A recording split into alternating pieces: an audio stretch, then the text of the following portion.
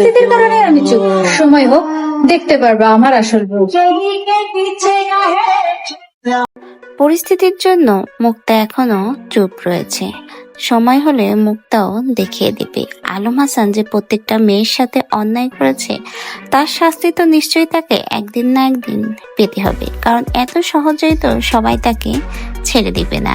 এই পর্যন্ত 4টা বিয়ে করেছে, 4টা মেয়ের সাথে অন্যায় করেছে, প্রত্যেকটা মেয়েকে মিথ্যা অপবাদ দিয়ে বের করে দিয়েছে। শেষমেশ মুক্তাকেও নানা রকম চরিত্রের অপবাদ দিয়ে বের করে দিয়েছে। মুক্তার নাকি বিয়ের আগে নানা রকমের ছেলেদের সাথে সম্পর্ক ছিল, এমনকি বিয়ের পরেও নাকি অনেক ছেলেদের সাথে রাতে ফোনে কথা বলতো।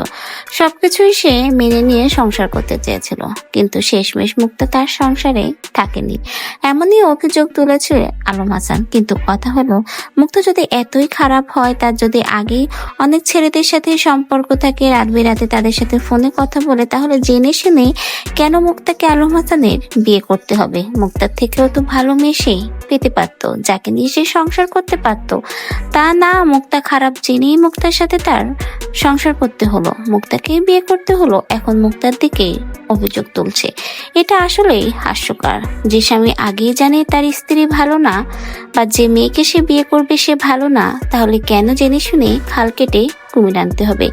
এটা সম্পূর্ণই আলম হাসানের নিজের মন গড়া কথা। কারণ আলম হাসান প্রত্যেকবারই তার স্ত্রীদের চরিত্রের উপরেই দোষ দিয়েছে, নিজে সবসময় রয়েছে ধোয়া তুলসী পাতা। এই করে করেই কিন্তু সে 4টা বিয়ে করেছে, কিন্তু একবারও কিন্তু সে শাস্তি পায়নি। ডিভোর্সের পরেই আবার নতুন করে আরেকটা মেয়েকে ঘরে তুলেছে। কিন্তু মুক্তা বলেছে সে আর চুপ থাকবে না, সে হয়তো এখন পরিস্থিতির জন্য চুপ, কিন্তু আলম হাসানের শেষে দেখে ছাড়বে। অন্যদিকে শর্মিলা, সেও বলেছে আলম হাসানের একদিন না একদিন সে তার শেষ দেখেই ছাড়বে। কারণ আলম হাসান তাকে যে কষ্ট দিয়েছে, যে কাঁদিয়েছে, তার চোখের পানির হিসাব সে একদিন নিয়েই ছাড়বে। কথায় আছে, আল্লাহ ছাড় দেয়, ছেড়ে দেয় না।